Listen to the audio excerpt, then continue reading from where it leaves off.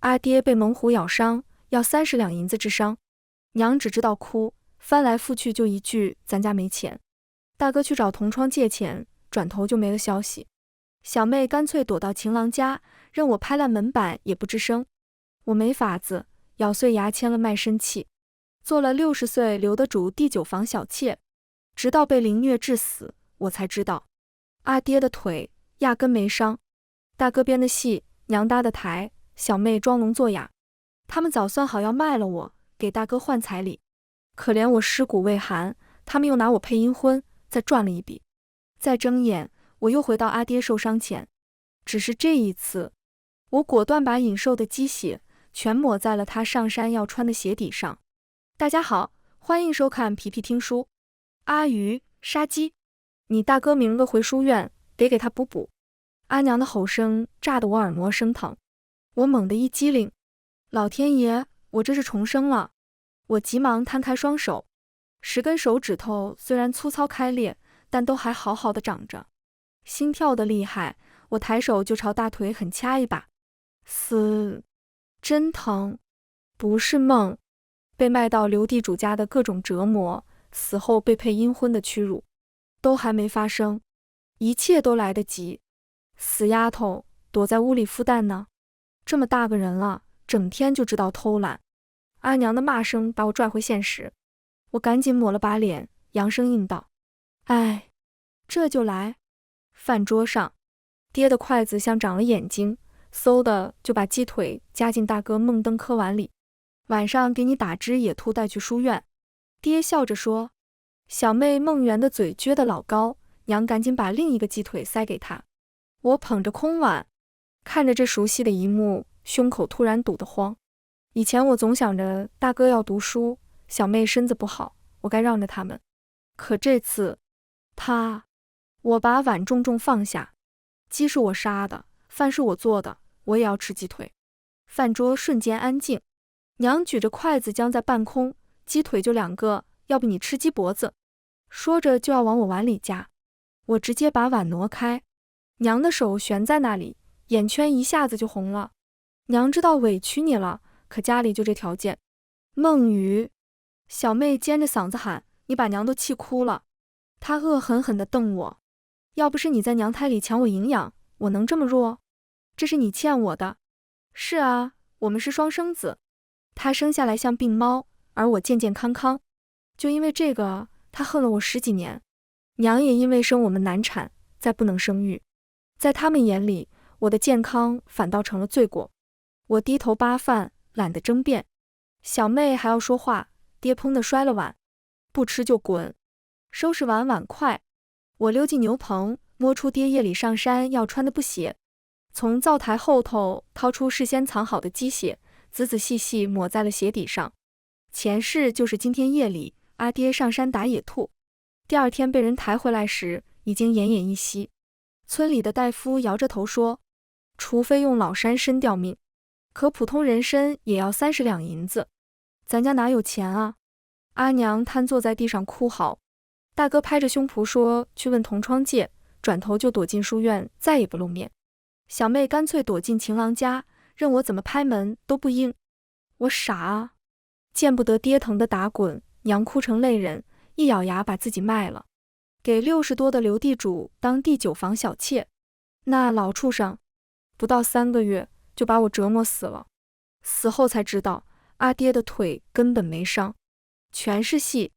大哥编的剧本，娘搭的台，小妹装聋作哑，连那大夫都是收钱演戏，就为卖了我，给大哥娶秀才女儿，最后连我的尸首都卖了，配阴婚又赚一笔。哼，这次我倒要看看阿爹假瘸变真瘸，这出戏还怎么唱下去。果然，晌午不到，阿爹就被血淋淋的抬了回来。当家的，你这是咋了？阿娘扑在阿爹身上哭嚎，拳头胡乱的捶打着，好几次都砸在他伤口边缘。阿娘怕是还以为阿爹在演戏呢。我赶紧拽开阿娘，指着阿爹正鼓鼓冒血的胸口，别捶了，阿爹都快被你捶死了。他这才看清伤势，眼睛盯着那些血肉模糊的咬伤直哆嗦。这话没说完，两眼一翻，竟直接晕了。大哥察觉不对，凑近一看，也直接瘫软在地。小妹吓得尖叫一声，更是扭头就跑。我上前细看，好家伙，阿爹浑身没一块好皮，最害人的是左腿，膝盖以下都不见了。不过比起前世我在刘地主家受的罪，这才哪到哪呢？我狠掐大腿，哇的哭喊：爹啊，叫您别去给大哥打野兔，您偏不听，这下可咋办啊？围观村民的眼神顿时古怪起来。和前世一样，阿爹一受伤，大哥小妹就双双溜得不见人影。我开始每日早出晚归，听着阿爹整夜的哀嚎和阿娘的咒骂，心里竟隐隐的痛快。不过短短3日，阿爹就不省人事了。这天刚蒙蒙亮，阿娘红着眼眶拉住了要出门的我：阿鱼，救救你爹吧！他期期艾艾将刘地主纳妾的事和盘托出。要不是实在凑不齐60两，娘怎么舍得让你做妾？60两，比前世可是整整翻了1倍。阿娘对大哥可真是掏心掏肺，这时候还惦记着他的彩礼钱。他说着突然兴奋起来，皱纹里都挤着算计。那刘老爷虽年纪大了点，可是会疼人啊，你进了门就只等着享福。我差点笑出声。那老东西的长孙都比我大2岁，是远近闻名的老色鬼。凡是要点脸面的家庭，都不会把女儿往火坑里推。这哪是纳妾礼，分明是买命钱。我看着他眉飞色舞的样子，故作迟疑。这恐怕不行。阿娘脸上的喜意瞬间僵住，继而大怒：孟雨，你就忍心看着你爹死？我按住他要打人的手，怯怯道：阿娘，你来晚了，我已经把自己卖了。是的，我把自己卖了。这几日我早出晚归，就是忙活这事。阿娘得知我只卖了2两银子，当即要去主家闹。可一听我竟卖身到了县太爷家里，顿时像泄了气的皮球，再不敢吱声。这可怎么办啊？他双手紧握，这回是真急了。我状似无意提了一嘴：阿元命真好，能嫁给王家这样的富户，不像我。话还没说完，阿娘的眼睛又噌地亮了起来。我从怀里掏出2两银子。县太爷心善，知道我是因阿爹伤重才自卖其身，特许我等阿爹好些再去报道。说完又忧心忡忡：我只能做到这了，可阿爹的伤可怎么办？阿娘捏着银子，满脸欣慰，随即用目光沉沉：别担心，娘有办法。她的办法就是把孟媛高价嫁出去。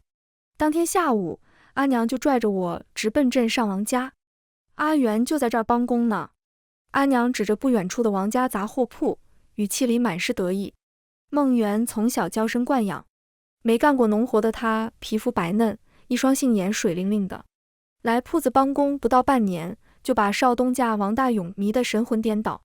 这几天她就是在这朵清闲。阿娘，你们怎么来了？正在打盹的孟媛一激灵，赶紧把我们拽到角落。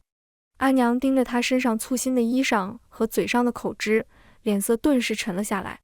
你倒是个会享福的，话里酸得能腌黄瓜。我知道，她是想起自己这几日伺候病人的苦日子，心里不痛快了。我赶紧捅了捅她的手臂，提醒：阿娘，说正事。她这才压下火气：你一个大姑娘没名没分赖在这儿，像什么话？孟媛刚要顶嘴，就听她话锋一转：我今日来就是要王家给个准话，您早说啊！孟媛顿时羞红了脸，扭着衣角：我这就带您去见王叔王婶。擦肩而过时，他冲我得意地挑了挑眉。我垂眸掩住笑意：待会儿有你哭的时候。60两，你们这是明抢啊！王夫人吊着3角眼，嗓门尖的扎耳朵。孟媛一听这数，顿时慌了，连忙拽他娘袖子：娘，您说笑呢是吧？转头又对王夫人赔笑脸：婶子别当真，我娘逗您玩呢。谁跟你说笑？阿娘一把甩开孟媛：60两，少一个铜板都甭想娶我闺女。娘，您这不是存心搅和还我的婚事吗？孟媛急得直跺脚，10里8乡谁家要这么高彩礼？我赶紧帮腔：小妹，咱家能跟别人比吗？爹还等着钱救命呢，你不能光顾着自己快活吧？阿娘一听有人撑腰，嗓门更亮了。亏我平日还最疼你，现在学会跟娘对着干了是吧？说完还偷偷瞟了我一眼，我差点笑出声。原来他也知道自己偏心孟元啊。见我没反应，娘更来劲了，拍着大腿嚷嚷：今儿要是不答应，我这就去县衙告王家拐卖良家女子，再把你卖给刘老爷当小妾，看你还敢不敢胳膊肘往外拐。孟元闻言立马红了眼眶，可怜巴巴地望着情郎。王大勇这傻小子刚要答应，就被他娘拧着耳朵骂：缺心眼的东西，没瞧见人家娘俩唱双簧呢？双方就这么杠上了，谁都不肯退半步。我瞅准时机插话：要不哥让一步，到底是亲娘架不住闺女哭求，最后彩礼定在20两。孟元如释重负地靠近王大勇怀里，盈盈欲泪。王大勇顿时手忙脚乱，又是擦眼泪又是拍背。我余光一扫，果然他娘的脸已经黑得像锅底，盯着孟元的眼神恨不得在他身上戳出几个窟窿来。这下婆媳俩算是结下梁子了。日后孟元嫁过去，往后在婆家的日子，呵，有他受的。婚事当场定下，半个月后孟元就要过门。阿娘收了彩礼钱后，转头就去药堂抓药，临走还撂下话：这钱我可都花了，嫁妆你们是别指望了。王夫人气得脸都绿了。孟元一路抹着眼泪跟回家，晚饭都没出来吃。我瞅准机会进屋劝他：别怨娘，实在是阿爹的病拖不起啊。看他神色缓和，我又不小心嘀咕一句：奇怪，大哥自打阿爹受伤就不知去了哪。说完该说的，我麻溜出来继续喝我的红薯粥。刚灌下第3碗，孟元突然冲了出来：用我的彩礼钱给阿爹治病也行，可大哥是不是该出更多？阿娘手里的碗一抖：你大哥还在念书，哪来的钱？孟元可不像我前世那么好骗，直接兑回去。家里钱都供他读书了，他不是说去借钱吗？这么多天不回来，该不是躲清闲去了？阿娘急得直搓手，突然一拍脑门：哎呀，你大哥昨日带口信说染了风寒，我这记性，登科病了。哐当一声响，我们回头看见爹倒在门口，脸都白了。不行，我得去看看。我瞅瞅阿爹，又看看阿娘。好吗？俩人原来没对好词。阿爹吃了药已经好多了。我热心提议，要不我借辆牛车带他去瞧一瞧吧。我也去。孟元立刻接话。阿娘这下骑虎难下，只能硬着头皮答应。7月的太阳毒辣辣的烤着，我特意挑了条没遮没挡的路。不到半个时辰，老头就被晒得满脸通红，浑身汗臭混着伤口化脓的腥味，熏得我直犯恶心。爹，喝口水吧。阿爹两眼发晕，虚弱地点点头。我掏出早就准备好的大水壶递过去，他抱着壶咕咚咕咚猛灌几口，难得对我露出笑脸。阿鱼，这水真……话没说完，哐当一声，水壶砸在地上，整个人直接栽倒在牛车上，昏死过去。阿爹这是……孟元吓得瞪圆了眼。我轻描淡写地甩了甩鞭子：天太热，中暑了，歇会儿就好。老牛哞地叫了一声，慢悠悠继续往前晃荡。孟登科啊，孟登科，前世你为了当李秀才的乘龙快婿，连亲妹妹都能往火坑里推，这回我倒要看看，等你最在乎的功名，最看重的亲事，全被你亲爹亲手搅黄的时候，你们父子还怎么装那副父慈子孝的嘴脸？我把牛车往书院门口一横，一屁股坐在地上就嚎开了。爹啊，你命咋这么苦啊？大哥说去借钱给你治伤，结果人跑没影了。你如今成了这副模样，要我们一家子咋活啊？孟元在牛车上都看傻了，我一把将他拽下来，咬着耳朵说：想要嫁妆就跟着我哭。他一听嫁妆2字，立马就跟着我一起嚎起来。我俩围着牛车哭的那叫一个惨，路过的人都直抹眼泪。咣当一声，书院大门猛地推开，冲出个书生：书院乃清净之地，你们在这嚎什么丧呢？我噌地窜起来抱住他的腿：这位大哥行行好，帮忙叫下孟登科好吗？就说他爹快不行了。那书生一低头，刚好看见牛车上一动不动的阿爹，脸刷得红了，结结巴巴地说：“你们等着。”孟元这会儿才慌了，吓得直拽我袖子。孟宇，阿爹要是知道你咒他死，会打死你的。这人平时看着张牙舞爪，原来是只纸老虎。我立刻装傻充愣。阿爹担心大哥，非要来看他，结果路上自己中暑晕了。咱们当女儿的急哭了，有啥错？说完我不理他，拍着大腿又好起来，顺手抓把土往我俩脸上一呼。小妹刚要跳脚，我悠悠道：“嫁妆还要不要了？”她立马蔫了，咿咿呀呀跟着我一起好起来，只是比刚才少了几分底气。蹲了快半个时辰，书院大门吱呀一响，孟宇、孟元，你们在搞什么鬼？抬头就见孟登科铁青着脸杵在门口，而他的身后正是他未来老丈人李秀才。大哥，你可算出来了！我猛地扑上去，死死抱住他的腿，哭得稀里哗啦。你说去找同窗借钱，结果没了影，我们还以为你出事了。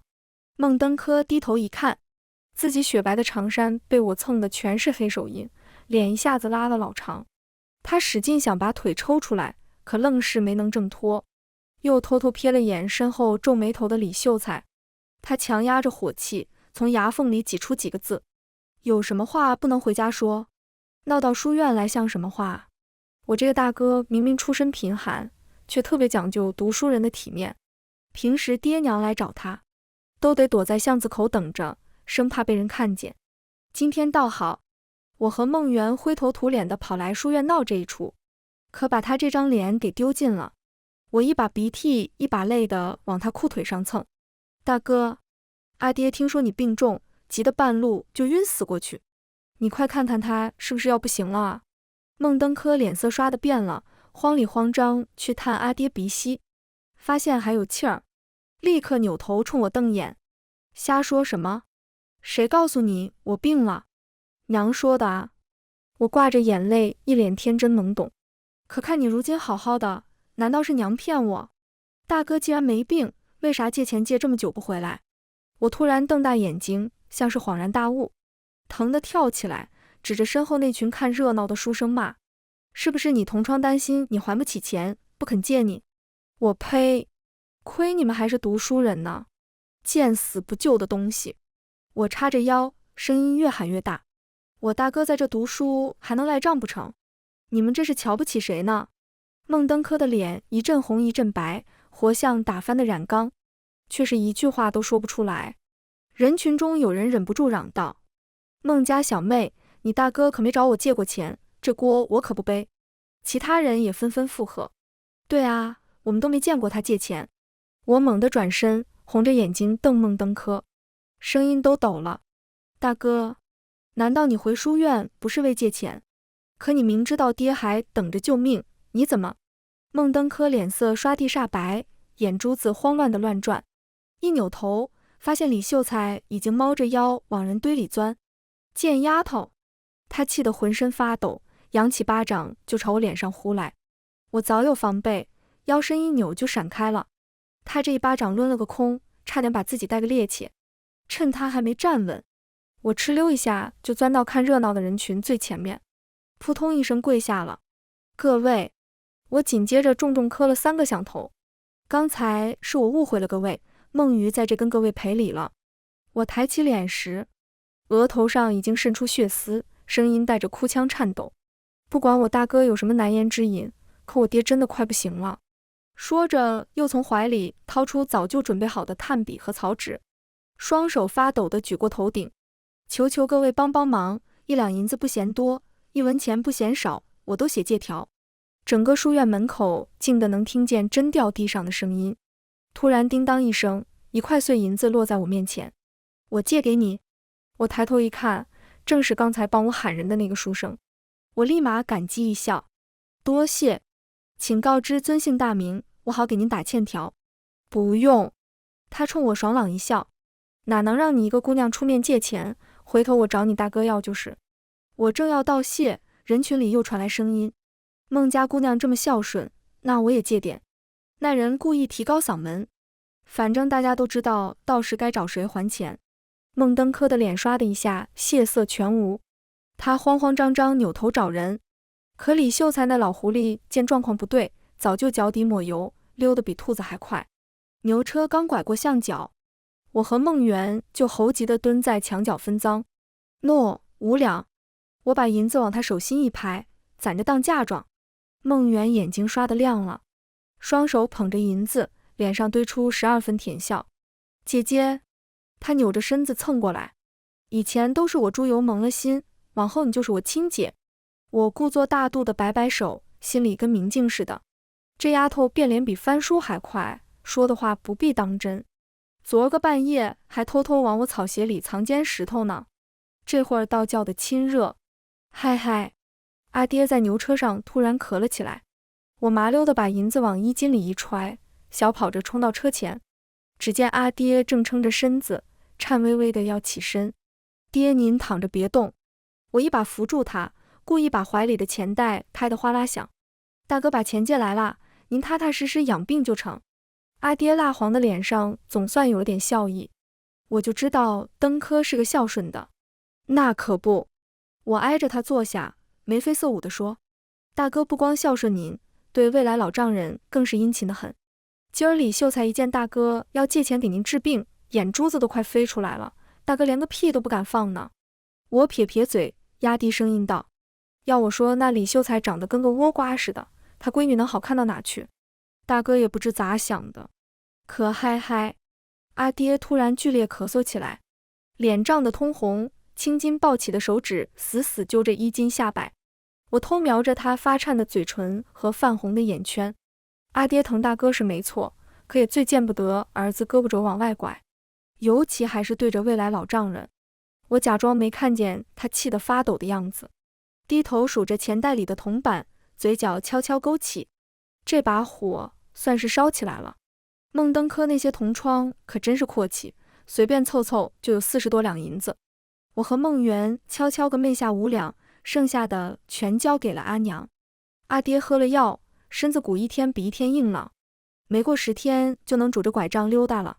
阿娘乐得合不拢嘴，居然破天荒要给小妹添2床新棉被当嫁妆。可就在这当口，孟登科灰头土脸的回来了。啥？书院不要你了？阿娘的嗓门一下子飙到房顶，刺得人耳膜生疼。好好的，为啥赶你走？是不是你顶撞夫子了？孟登科把包袱狠狠砸在地上，气得眼睛都红了。还不是阿爹他们在书院门口闹的。山长说我不孝不义，逼着我给同窗们挨个写了欠条后，就把我赶了出来。我这辈子都被你们毁了，现在满意了吧？他吼得脖子上青筋暴起，活像只被踩了尾巴的疯狗。阿爹的拐杖咣当一声砸在地上，整个人往前一栽。阿娘抄起拐杖就往阿爹背上抽，打死你个老不死的！非要去看什么儿子，这下把登科的前程都毁了，哭嚎声震的屋顶都要掀了。闭嘴！阿爹突然暴起，抡圆了胳膊，啪啪就是2个大耳刮子。要不是你周儿子病得快不行了，老子能跑去书院。2人顿时滚作一团。阿爹虽然腿瘸，可到底是庄稼汉出身，3两拳就把阿娘揍得嗷嗷直叫。我在旁边看得直乐。打吧，打得越狠越好。够了！孟登科突然冲上前，一把拽开厮打的2人，屋里瞬间安静下来，爹娘都瞪大眼睛盯着他。李秀才说了。孟登科阴沉着脸，眼里闪着狠光，只要彩礼加到100两，他就能帮我周旋。要是凑不齐，他冷笑一声，连这门亲事也要黄了。阿娘一听，直接瘫坐在地上，阿爹的拳头还悬在半空，整个人都僵住了。家里的钱给阿爹治病，早就花了七七八八，如今哪还有钱？李秀才这老东西，张嘴就要100两银子，这分明是趁火打劫。也就孟登科这个蠢货会信。哦，现在阿爹阿娘也信了，只是要从哪弄钱呢？正发愁呢，孟元出嫁的日子先到了。爹娘前几天打得满脸挂彩，孟登科又被书院退了学，没脸见人，只能我去送亲。王家是镇上有名的大户，今天来的宾客个个有头有脸，把孟媛送到新房，我刚要溜走，身后突然传来一声油腻腻的调笑。这小娘子眼生的紧，是谁家的呀？我浑身血液瞬间凝固，是刘万发。这老畜生的声音，我化成灰都认得。上辈子就是他把我买去做妾，用烧红的烙铁在我背上烫字，半夜把我吊在房梁上当玩意儿耍。小美人怎么发抖了？那令人作呕的声音越来越近，我仿佛又闻到了他身上那股混着烟油和酒臭的恶心味道。哎呦，亲家姐姐原来在这儿呢！王家丫鬟清脆的声音突然插进来，我这才惊觉自己的指甲已经深深掐进肉里。她亲亲热热地挽住我胳膊，不着痕迹地把我从刘地主身边拉开。快走到大门口时，她突然压低了声音：“刘老爷是老爷的老酒友了，最爱跟姑娘家说笑，您下次见着可要当心。”丫鬟说完，眼神还小心往我身后瞟了瞟。我猛地僵住，耳边嗡嗡作响。原来如此，我就说住在村里的爹娘怎么会认识隔壁镇上有钱的刘地主？原来是王家在中间牵线搭桥。掌心传来湿热的触感，我才发现指甲已经掐出血来。这点疼算什么？比得上烙铁烫在背上的1/1000吗？眼前突然闪过孟远那张总是假笑的脸，他在这其中到底扮演了什么角色？今天这场偶遇会不会根本就是他们精心设计的局？我一路小跑赶回家，刚到院门口，我深吸了口气，扯着嗓子喊：“阿娘，我回来啦！”死丫头，怎么才回来？阿娘提着公桶从里屋出来：“你爹还等着你伺候呢。”我赶紧捂住鼻子后退，我都这么大姑娘了，伺候阿爹如厕有点不合适吧？让大哥去呗。阿娘眉毛一竖就要发作，突然眼珠一转，硬是挤出个笑脸。今儿在王家的喜宴可还热闹？我两眼放光的比划，王家可阔气了。丫鬟成群，门口那堆石狮子比咱家磨盘还大。谁问你这个了？阿娘急得直跺脚。我是问你，可遇见什么生面孔了？听到这，我还有什么不明白的？我装作刚想起来。哦，有个浑身酒臭的胖老头，吓得我老远就躲开了。你娘的脸色顿时黑如锅底。我假装关切：“娘，您脸色怎么这么差？莫不是中暑了？”说着就要去摸他额头。娘一把打开我的手，抄起脚上的草鞋就追。看我不打死你个没眼力见的！我正要躲闪，突然被孟登科堵个正着。孟瑜，他笑得一脸古怪。要是有机会让你比阿元嫁得更好，你可乐意？我夸张地捂住嘴。大哥，你说胡话呢？我可是县太爷府上的人了。故意把晒得黝黑的手臂伸到他眼前晃了晃。瞧瞧我这操样，哪比得上小妹那身细皮嫩肉？孟登科急得直搓手，眼珠子滴溜溜转。赎身银子包在哥身上，你不知道，有人就稀罕你这样能干的。他咽了咽口水。不是，有人就特别中意你这样的。我心底冷笑，这蠢货连说漏嘴了都没发现。谁？我眨巴着眼睛装傻。咱这10里8乡能比王家还阔气的，怕不是只有李家、杜家、刘。嗨！阿爹突然重重咳嗽一声，朝孟登科使了个眼色。他立刻改口：“我这不是替妹妹着急吗？”哦，我拖长声调，我还以为大哥要把我卖给糟老头子做妾呢。混账东西！阿爹猛地一拍桌子：“怎么说话呢？”我装作被吓到的样子，缩着脖子小声嘟囔：“本来就是嘛，李员外都68了，杜老爷牙都掉光了。”说完一溜烟往屋里钻，身后传来孟登科气急败坏的嚷嚷：“阿爹，您看他！”油灯下，我把攒的碎银子一个个塞进小衣夹层。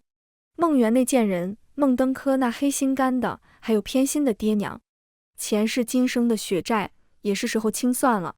横竖我这条命是捡来的，大不了鱼死网破。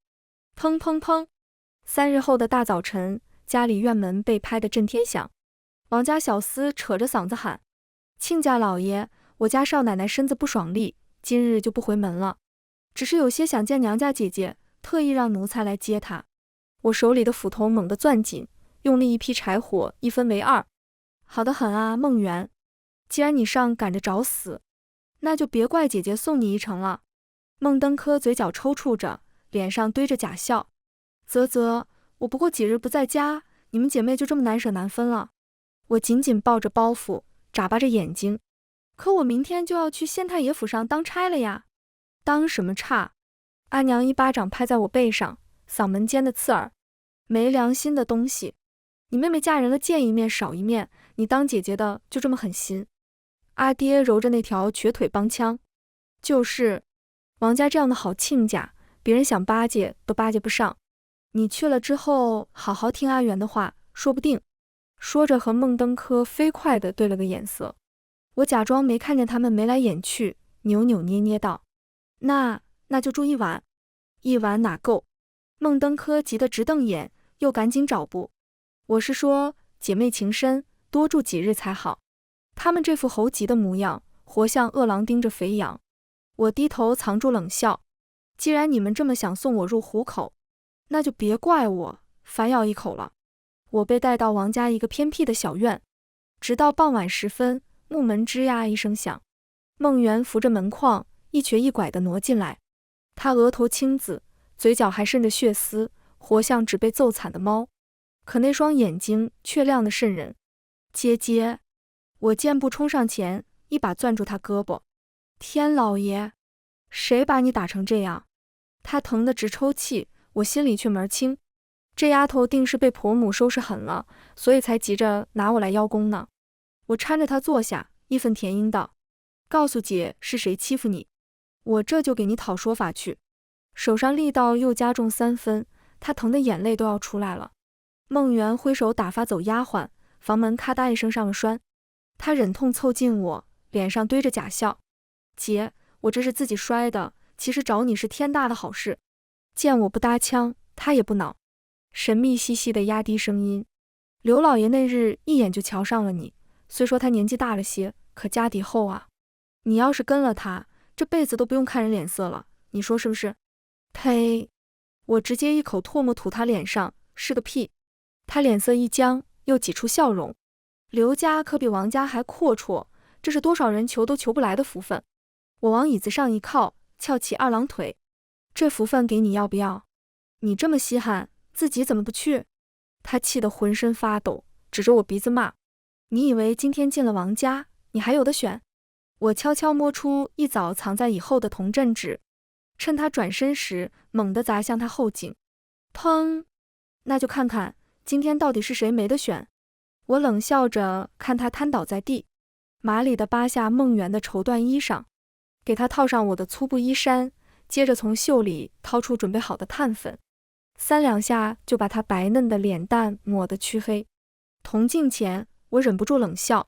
其实我们姐妹五官本就有7分相似，只是孟元从小娇养着，又喜欢涂脂抹粉，而我日日下地，家里家外的活计一把抓，这才显得差别很大。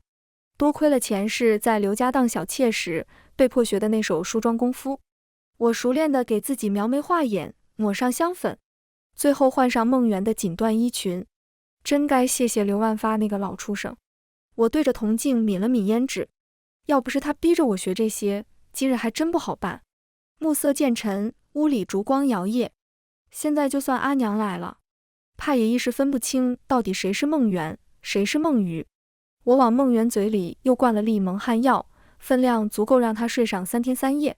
把他捆成粽子放到床上后，刚推开门，少奶奶，一个扭着水蛇腰的丫鬟拦住去路，嘴上恭敬，眼里却带着轻蔑。夫人，请您过去呢。我暗自冷笑，看来这王家少奶奶平日也没少受气啊。不过好在这丫头压根没认出我是个冒牌货。你姐姐怎么说？王夫人端着茶盏，眼皮都没抬一下。我赶紧上前行礼，回娘的话都处理好了。等到膝盖都快跪妈了，才听见上头传来一声：还算你有点用，起来吧。这老钱婆搓磨儿媳妇的手段还真不少。我强忍着腿上的酸麻站起身，这儿没你的事了，退下吧。王夫人不耐烦地挥挥手，像赶苍蝇似的。我刚要退出花厅，就听见身后传来他跟丫鬟的嗤笑声。我儿真是瞎了眼，娶这么个连亲姐姐都害得蛇蝎玩意儿回来。刚好王大勇昨日就随其父外出，倒给我省了事。我掐指一算，明天正是15，刘万发那个老畜生每月固定取乐的日子。第二天清早，我故意在王夫人刚起身时凑过去。娘，我想去街上扯块料子。王夫人眉头一皱，到底还是摆了摆手。早去早回。她指甲敲着茶盏叮当作响，显然没把这儿媳的小要求放在心上。从成衣铺出来，我又换了一副模样，用孟园的私房钱雇了辆马车。我直奔刘万发那个见不得人的庄子。这地方偏僻得很，平日里除了刘家心腹，连只野猫都不来。我熟门熟路地摸进暗室，刚打了个盹，就听见外面一阵嘈杂，砰的一声，门被打开。我眯着眼从缝隙往外看，只见孟园被麻绳捆得像粽子似的，两个壮汉正把他往屋里拖。他嘴里塞着破布，满脸惊恐地呜呜直叫。我摸着墙上那些深浅不一的边痕，这都是刘万发那老东西留下的杰作。我不是孟雨。刘叔，你抓错人了。他的辩解混着哭腔传来，却只换来更粗暴的对待。我攥紧怀里的柴刀，这是我从孟家灶台顺来的，刀刃已经磨得雪亮。听着里面渐渐弱下去的呜咽声，我心底一片冰凉。既然他上赶着要把亲姐姐往火坑里推，那今日这场好姻缘就让他自己消受个够吧。隔壁突然没了动静，真是没用。刘万发醉醺醺的声音里满是嫌弃。很快，震天的鼾声就响了起来。我深吸一口气，握紧柴刀，轻轻推开门，浓重的血腥味扑面而来。孟园像块破布似的瘫在角落，生死不明，而那个畜生正挺着肥肚皮呼呼大睡。烛光在刀刃上跳动，映出我扭曲的倒影。前世那些生不如死的记忆疯狂涌来，烙铁烫出的焦糊味，冰水浇透单一的刺骨，还有皮带抽在血肉上的闷响。手起刀落，我发疯似的砍向那堆肥肉，直到刀刃卷边，直到这个折磨我2辈子的恶魔终于变成一滩再也不能作恶的烂泥。我抹了把脸上的血迹，将柴刀塞进人事不省的孟园手里，转身消失在夜色中。天刚蒙蒙亮，我气喘吁吁地赶到了虎威镖局。叶大当家正焦急地踱步，一见我就一把拉住我。姑奶奶，你可算来了。他转头朝院里吆喝了一嗓子。人齐了，出发。马蹄声里，我紧绷的神经终于松懈。我骗了所有人，我根本没有卖身县令家。那日在集市上，我看见虎威镖局的叶大当家策马而过，他手中的红缨枪穗子甩得我心头发烫。后来才听说，这位飒爽英姿的女镖头早年也曾被亲爹娘算计，与我也算是同病相怜。正巧镖局缺个能吃苦的厨娘，因为要随行走镖，一直找不到合适人选。我们俩一见如故，当即就定下了这事。小丫头，坐稳了。叶大当家甩了个响鞭，这趟去岭南，够你开眼的。车队扬起尘土，我望着渐渐远去的家乡。刘万发的血债有人背了，孟园的报应也到了。至于阿爹阿娘和孟登科，自会有人帮我收拾他们。从此天高海阔，再没人能把我钉在砧板上任人宰割。马车日夜兼程赶路，转眼半月过去，我们终于把镖货平安送到。刚卸完货，镖局寄来的书信也到了我手上。叶大当家看我发愣，笑着把信拍在我手里。早料到你惦记家里事，我便让师兄帮你盯着呢。我朝他感激一笑，却红着脸把信推回去。我哪认得这些弯弯绕绕的字啊？他扑哧一笑，抖开信纸，眉飞色舞地念起来。刘万发那老畜生死了3天才被发现，孟园握着凶器被抓个正着。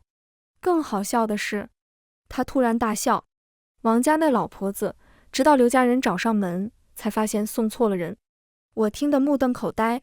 王家一见自家儿媳妇竟然杀了人，又脏了身子，当即让王大勇休了妻。原本我还有些不懂，王大勇当初不是爱孟园爱得死去活来吗？怎么翻脸比翻书还快？叶大当家嗤笑道。刘家死了人总要找替死鬼，王家不把孟元推出去，难道自己扛？我顿时恍然大悟，这下可好，刘家的怒火全冲着孟家去了。孟元在牢里一根绳子了结了自己，阿爹阿娘却还在垂死挣扎。孟元死了，你们找孟玉去啊，这事可跟我们没关系。孟登科突然灵光一闪，那贱人肯定躲在县令家，结果跑去一问，县令家压根没我这号人。这下可好，要是找不到我，孟家其他人就得背上这杀人的罪名。孟登科把心一横，学着阿娘撒泼打滚的招数，在县衙门口哭天抢地。可惜这次玩脱了，衙役们不吃这套，一顿杀威棒直接把他打成了瘸子。最绝的是李秀才，一听说这事立马退了婚约，跑得比兔子还快。孟登科人一废，阿爹阿娘对他也没了好脸色，都是你这败家子，非要攀李家这门亲，现在倒好，连王家这门姻亲也没了。阿娘天天指着他鼻子骂，这刘家要是去县衙告我们，这可怎么办啊？阿爹也整天唉声叹气。孟登科整日被骂得双眼赤红，终于在一个深夜，他拖着瘸腿抱来柴火，一把火点了老屋。火光冲天而起时，这个曾经被全家捧在手心的读书人，就蹲在院子里疯狂大笑，直到被浓烟吞没。至此，前世害我惨死的所有人，终于整整齐齐下了地狱。岭南的风掠过耳畔，我望着北方的天空，嘴角扬起一抹释然的笑。叶大当家将酒囊抛给我，痛快了。我仰头痛饮，烈酒灼喉，那些蚀骨的恨终于随着那场大火烟消云散。驾！马鞭破空，我纵马奔向朝阳。从此世间再无任人欺凌的孟羽，只有自由如风的余娘子。全文完，皮皮听书感谢您的观看，每天上新精彩小说，喜欢就订阅吧。